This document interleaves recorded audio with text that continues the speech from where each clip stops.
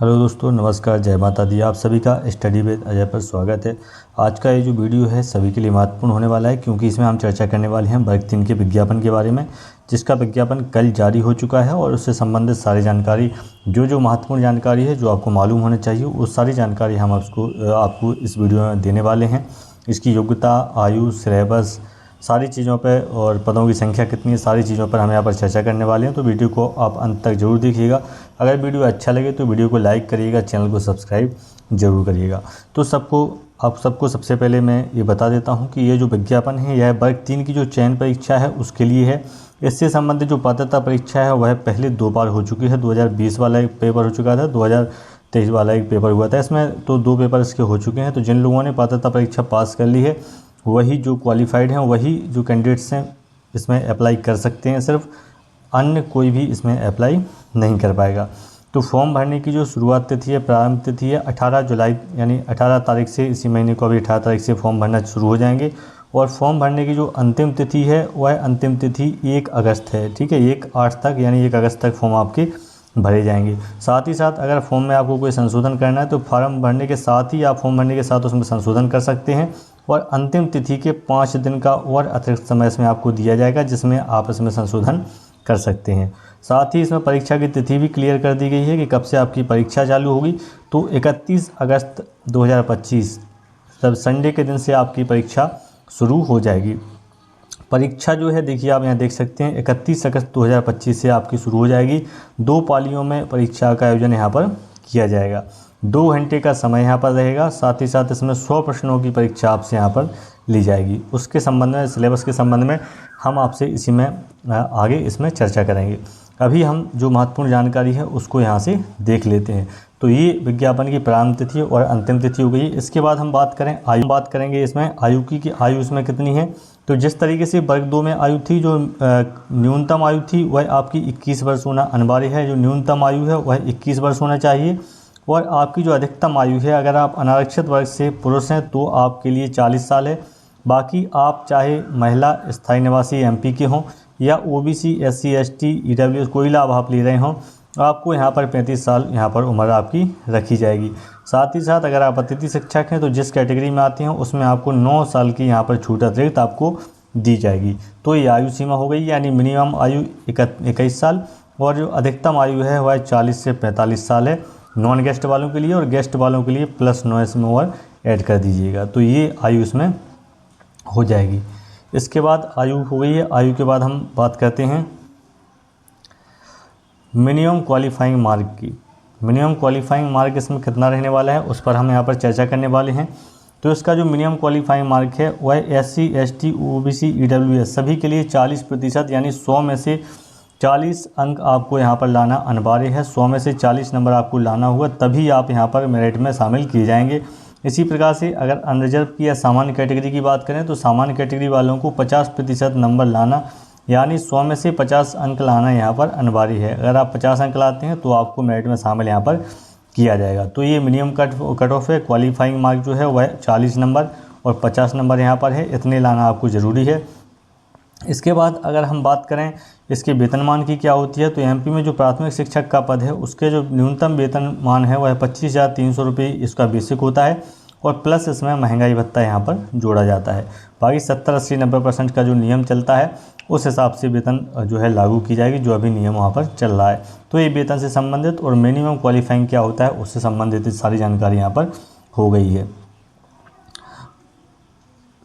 अब सबसे ज़्यादा ज़रूरी जानकारी है पदों से संबंधित बात करें तो पद जो हैं, टोटल जो पद हैं वह 10,000 प्लस पद हैं। ठीक है, 10,000 प्लस पद। और 3,000 के लगभग जो पद हैं वह आपके जनजातीय विभाग के हैं, यानी टोटल जो पद हैं वह 13,000 के लगभग पद यहाँ पर हैं। लेकिन देखने में 13,000 हैं, लेकिन जो 3,000 ये जो पद हैं वह सिर्फ बैकलॉग वालों के लिए हैं, सिर्फ ST वालों के लिए यहाँ पर इसमें ज़्यादा पद हैं। और OBC के लिए ना के बराबर थोड़े से पद यहाँ पर रखे गए हैं। तो देखने के लिए 13,000 हैं, लेकिन ये जो 3,000 पद हैं जो जनजातीय विभाग के हैं वह पद जो है बैकलॉग भर्ती के लिए ही हैं। बाकी जो 10,000 की अगर हम बात करें, इन 10,000 में से भी 1,600 पद लगभग बैकलॉग वालों के लिए हैं, 1600 पद बैकलॉग के लिए। बाकी में अतिथि शिक्षक हैं, देखिए आप 4,060 अतिथि शिक्षक हैं और गैर अतिथि शिक्षक जो हैं उनके लिए 4400 पद यहाँ पर रखे गए हैं। तो 4400 पद गैर अतिथि नॉन गेस्ट वालों के लिए हैं और 4060 पद यानी सीधा 4000 पद मान लीजिए गेस्ट वालों के लिए हैं। तो हो गए हैं आपके 8400 पद। और 1600 जो पद हैं वह 1600 पद हो गए हैं किसके लिए, ये हो गए हैं बैकलॉग वालों के लिए। ठीक है, तो बैकलॉग वाले जो पद हैं वह 1600 पद इसमें। इस प्रकार से जो ये पूरी भर्ती है लमसम हम राउट बता रहे हैं आपको, तो ये 10,000 की लमसम ये पूरी भर्ती यहाँ पर हो जाएगी। अब आप देख लीजिएगा विस्तार से कि इसमें नॉन गेस्ट के लिए कितना है, गेस्ट के लिए कितना है। तो यहाँ पर आप देखेंगे तो गेस्ट फैकल्टी जो है, देखिए अतिथि शिक्षक प्रवर्ग जो है गेस्ट फैकल्टी, उनके लिए कितने पद हैं, 4060 पद। और इसमें जो अनारक्षित के हैं अतिथि शिक्षकों के लिए, उसमें ओपन में 630 पद हैं और महिला के लिए 623 पद हैं। ठीक है, इसी प्रकार से आप भूतपूर्व सैनिक का देख लीजिए और महिला का, और सबको मिलाकर जो अनारक्षित है वह 1380 पद यहाँ पर अनारक्षित के लिए हैं। इसी प्रकार से आप कैटेगरी वाइज EWS को देख सकते हैं, SC वालों के पद यहाँ पर देख सकते हैं और ST के देख सकते हैं और OBC वालों के लिए। तो ये सारे पद आप सभी के लिए यहाँ पर हैं। ओपन में कुल पद अतिथि शिक्षक के लिए 1878 पद हैं और महिला के लिए, महिला जो अतिथि शिक्षक हैं उन लोगों के लिए 1847। ये पूरे कुल जो पद हैं वह यहाँ पर हैं। और इस तरीके से कैटेगरी वाइज टोटल जो योग है वह 4060 का है। नीचे जो ये सीरीज़ दी हुई है, दूसरी जो टेबल दी हुई है, इसमें जो अभी 87% जो पद हैं वही भरे जा रहे हैं। आप सभी को मालूम है कि 13% का जो मामला है वह इस समय कोर्ट में लंबित है। तो 87% पर जो भर्ती की जा रही है उस हिसाब से आप यहाँ देख सकते हैं ये सारी वैकेंसी। उसी हिसाब से देखिए इधर भी सीटों का विवरण दिया हुआ है और इधर जो सीटें हैं वह 3563 हैं। ठीक है, बाकी होल्ड पर रखी रहेंगी और इतने पदों पर यहाँ पर ये दिया गया है। इसी के आधार पर यहाँ पर भर्ती अभी हो रही है। और शेष 13% को लेकर भी एक अलग से इसमें दिखाया गया है कि अगर 13% जो है उसको लागू किया जाता है तो किस तरीके से सीटों का आवंटन यहाँ पर हो जाएगा, आगे जो आवंटन है सीटों का वह किस तरीके से किया जाएगा। तो इसको भी आप यहाँ पर देख सकते हैं। इसके बाद हम बात करें नॉन गेस्ट फैकल्टी वाले की, कि जो गैर अतिथि शिक्षक हैं जो डायरेक्ट सीधी भर्ती में, उनके लिए कितना है। तो देखिए गैर अतिथि शिक्षक वर्ग के लिए 4440 पद यहाँ पर हैं, 4440 पद हैं। और इसमें आप देखेंगे तो इसमें अनारक्षित जो ओपन है वह 648 पद इसमें रखे गए हैं, जबकि महिला जो ओपन है, महिला के लिए अनारक्षित में 638 पद यहाँ पर रखे गए हैं।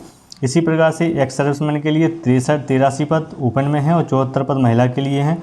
और कुल जो पदों की संख्या है वह 1443 कुल पदों की संख्या यहाँ पर अनारक्षित के लिए रखी गई है, जो कि सीधी भर्ती से यहाँ पर जो भर्ती की जाएगी उसमें 1443 पद अनारक्षित के लिए रखे गए हैं।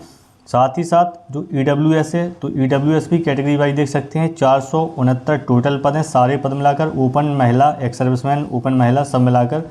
इसी प्रकार से SC में देखिएगा तो SC में जो पद हैं पूरे वह 792 पद SC के लिए यहाँ पर रखे गए हैं। ST की अगर बात करें तो 612 पद ST वालों के लिए यहाँ पर रखे गए हैं। OBC की बात करें तो OBC के लिए 1124 पद इसमें रखे गए हैं। टोटल अगर आप देखें जो सीधी भर्ती है उसमें ओपन में 1990 पद यहाँ पर टोटल रखे गए हैं। ठीक है, 1990 जो पद हैं वह ओपन में रखे गए हैं। इसमें सारी कैटेगरी जुड़ी हुई हैं, SC ST OBC सबको इसमें जोड़ा गया है। इसी प्रकार से महिला की बात करें तो 1926 पद महिलाओं के लिए इसमें रखे गए हैं। और इसी प्रकार से जो टोटल जो है इनका है 4440 पदों के लिए ये विज्ञापन यहाँ पर जारी किया गया है। ये टोटल अगर जितने पद हैं ये 100% पर अगर भर्ती होगी 100% पदों पर तब ये जो है यहाँ पर होगा। लेकिन जो भर्ती है वह आप सभी को मालूम है कि 87% पदों पर यहाँ पर भर्ती की जा रही है और 13% जो पद हैं वह होल्ड पर यहाँ पर रखे जा रहे हैं। तो इसको आप यहाँ देख सकते हैं कि 87% के अनुसार अगर पदों के जो बांटा जाए तो उसमें कितना होगा, तो ओपन के 648 और महिला के 638, जैसा कि ऊपर दिया हुआ है। ये भी इसमें कोई चेंज नहीं होगा। जो OBC के जो पद हैं देखिए यहाँ 507 पद हैं और यहाँ 87% पे जब होगा तो यहाँ पर आप देखेंगे OBC के जो पद हैं कम होगा, 289 यहाँ पर हो गए हैं। तो ये फ़र्क जो है यहाँ पर पड़ेगा। OBC के जो कैटेगरी है 87% पर जो रिजल्ट बनेगा उसमें पदों में OBC में परिवर्तन यहाँ पर है। महिला में देखिएगा 488 पद हैं OBC के, अगर 100% पर बनता है, लेकिन अगर 87% पर बनेगा तो यहाँ पर देखेंगे आप 270 यहाँ पर रखा गया। इस तरीके से सभी पदों को आप यहाँ देख सकते हैं कितने कितने पद हैं। अगर सामान्य की बात करें, पुरुष की बात करें तो उसके लिए 648 पद सामान्य पुरुष के लिए यहाँ पर रखे गए हैं। तो ये सारी चीज़ें हैं। इसी प्रकार से आप देखेंगे 13% पर अगर बनाया जाएगा तो 13% के हिसाब से देखेंगे तो ये जो चेंजेस उसमें आएगा OBC और जनरल में, तो किस तरीके से उन पदों को यहाँ पर जोड़ा जाएगा तो उसका भी यहाँ पर अलग से एक चार्ट दिया गया है। अन्य पिछड़ा वर्ग को शेष 13% आरक्षण के अनुसार काल्पनिक आरक्षण तालिका, तो ये उन्होंने सारी चीज़ें बना के दे दी हैं। 87% पे भी बना दिया है, 13% एक्स्ट्रा पे भी ये बना दिया गया कितनी कितनी सीटें और उसमें ऐड हो जाएंगी। ठीक है, ओपन में कितनी जाएंगी, महिला में कितनी जाएंगी, और अगर ओबीसी को मिलती है तो ओबीसी में कितनी चली जाएंगी। ठीक है, सारा ब्यौरा उन्होंने पहले से ही यहाँ पर बना के रख दिया है। 13% का जो ब्यौरा है वह यहाँ पर बना दिया है 492 पदों के लिए, कि अगर अनारक्षित के लिए जाती हैं तो उनके लिए इतनी सीटें बढ़ जाएंगी, और ओबीसी में जाती हैं तो उनके लिए सीटें मिल जाएंगी। तो ये चीज़ें बना दी हैं। तो ये सारी जानकारी हो गई सीटों से संबंधित, जो कि बहुत ही महत्वपूर्ण जानकारी है। इसके बाद हम बात करते हैं बैकलॉग वाले पदों की। अगर हम बात करें, बैकलॉग के जो पद हैं वह 1600 के लगभग मैंने बताया था बैकलॉग के जो पद हैं। तो इसमें आप देख सकते हैं कि 798, यानी आप सीधा 800 इसको मान लीजिएगा। 800 पद ये गैर अतिथि शिक्षकों के लिए हो गए हों, और गैर अतिथि शिक्षकों के लिए 852 पद हैं। ठीक है, 852 पद। तो लगभग 1650 पद यहाँ पर जो है 1650 जो पद हैं यह बैकलॉग के लिए हैं। ठीक है, तो बैकलॉग पद हैं, इधर देख सकते हैं आप, ये लिखा हुआ है बैकलॉग पद। ठीक है, तो बैकलॉग के पद हैं। तो देखने में भर्ती भले ही बड़ी लग रही हो, 10,000 की भर्ती लग रही हो, लेकिन 10,000 में से जो जनरल के कैंडिडेट हैं उन्हें मात्र 648 सीटें यहाँ पर मिलने वाली हैं। और इसी प्रकार से जो अदर कैटेगरी हैं उनके लिए पूरा मैंने यहाँ पर बता दिया है किस तरीके से सीटों का उनके लिए आवंटित है। साथ ही साथ इसमें देखेंगे आप जनजातीय विभाग में देखेंगे, तो जनजातीय विभाग में भी जो भर्तियां निकली हैं उसमें ज़्यादातर जो भर्ती हैं वह बैकलॉग वाली हैं। तो आप यहाँ देखेंगे कि ये बैकलॉग भर्ती है, और बैकलॉग के बाद फिर इसमें 2 प्रवर्ग छांटे गए हैं, अतिथि शिक्षकों के लिए अलग और जो गैर अतिथि हैं उनके लिए अलग। तो इनके लिए देखेंगे 543 और 544 जगह, लगभग यहाँ पर देखेंगे आप कि 1100 जो जगह है ये सारी जगह बैकलॉग वालों के लिए यहाँ पर रखी गई है। और प्राथमिक शिक्षक विज्ञान के ये पद हैं। वैसे जो अपना ये जनजातीय विभाग में ही ये प्राथमिक शिक्षक विज्ञान के पद हैं, और बाकी जो है उसमें बाकी जनरल वाले जो पद हैं सामान्य वही पद इसमें रखे गए हैं। विज्ञान वालों के लिए इंटर में आपका विज्ञान वर्ग से होना ज़रूरी है। तो ये हो गए हैं जनजातीय विभाग के पद। और इसके अलावा इसके बाद हम सबसे महत्वपूर्ण चीज़ जो है सिलेबस के बारे में अगर यहाँ पर हम बात करें तो ये सबसे महत्वपूर्ण है, क्योंकि पूरा सिलेबस यहाँ पर चेंज कर दिया गया है। पहले जो पेपर होता था और अब जो पेपर होना है पूरा पैटर्न यहाँ पर बदल दिया गया है। अब जो परीक्षा होगी वह 100 अंकों की आपकी परीक्षा यहाँ पर ली जाएगी। साथ ही साथ 5 सब्जेक्ट यहाँ पर रखे गए हैं, उनको देख लीजिएगा किस प्रकार से उसमें से प्रश्नों को आना है। तो हिंदी की अगर आप बात करें, हिंदी भाषा, तो हिंदी भाषा में आपसे 15 प्रश्नों के प्रश्न पूछे जाएंगे, और एक प्रश्न 1 अंक का रहेगा, यानी 15 नंबर की आपकी हिंदी आएगी। इंग्लिश की बात की जाए तो 15 नंबर की आपसे इंग्लिश यहाँ पर पूछी जाएगी। गणित की बात करें तो गणित भी आपसे यहाँ से 20 अंकों की पूछी जाएगी। विज्ञान की बात करें साइंस की, तो साइंस यहाँ पर 30 अंकों की पूछी जाएगी। और सामाजिक विज्ञान की बात करें तो यह 20 अंकों की आपसे पूछी जाएगी। इस प्रकार से जो प्रश्न है टोटल वह 100 प्रश्न यहाँ पर आपको मिलेंगे, और 100 प्रश्नों में से आपका जो है मेरिट तैयार किया जाएगा। साथ ही साथ पहले जो नॉर्मलाइजेशन की प्रक्रिया होती थी उसको यहाँ पर नहीं किया जाएगा। अब जो है परसेंटाइल के आधार पर आपका रिजल्ट घोषित किया जाएगा, जैसा कि महिला पर्यवेक्षक का रिजल्ट आया अभी, और उसी तरीके से वर्ग 2 का रिजल्ट भी आप सभी को देखने को मिलेगा। क्योंकि जो नॉर्मलाइजेशन की प्रक्रिया थी उसमें बदलाव किया गया है, उसमें चेंजेस किया गया है। तो परसेंटाइल के आधार पर आप लोगों की जो मेरिट है वह आपकी यहाँ से तैयार की जाएगी। साथ ही साथ इसके सिलेबस का जो पूरा विस्तार से वीडियो है, एक एक पॉइंट पर हम आपसे चर्चा करेंगे। उसके लिए मैं दूसरी वीडियो आपको बनाऊंगा, जिसकी वीडियो आपको कल मिलेगी। कल आपको वीडियो में इसकी सिलेबस की डालूंगा, उसमें एक एक पॉइंट पर विस्तार से आपको बताऊंगा किस तरीके से सिलेबस को बदल दिया गया है, और मात्र 40-50 दिनों में कोई व्यक्ति इसको कैसे कर पाएगा। अब ये तो परीक्षा देने वाले जाने, और पेपर्स जो बना रहे हैं वो उनका पता नहीं किस तरीके से इस तरीके से 40-50 दिन में इस तरीके से सिलेबस, इतना बड़ा सिलेबस चेंज करके देना। हमेशा इन लोगों ने सरप्राइज़ किया है, बच्चों को हमेशा निराश किया है। एक बार फिर जो वर्ग 3 का सिलेबस है उसमें इतना चेंजेस की उम्मीद कोई नहीं कर रहा था। पेडागोजी वगैरह और बाल और पर्यावरण वगैरह, मैथ, संस्कृत ऑप्शनल रहता था, अंग्रेजी या संस्कृत में से कोई ले सकते थे, लेकिन यहाँ पर कंपलसरी कर दिया गया है। आपको अंग्रेजी भाषा आपको पेपर देना ही देना है, 15 अंकों की यहाँ पर पूछी जाएगी। तो ये सारे परिवर्तन यहाँ पर किए गए हैं, और जो टाइम है वह 40-50 दिन का आपके लिए यहाँ पर समय रहेगा। 31 अगस्त से ये परीक्षा चालू हो जाएगी।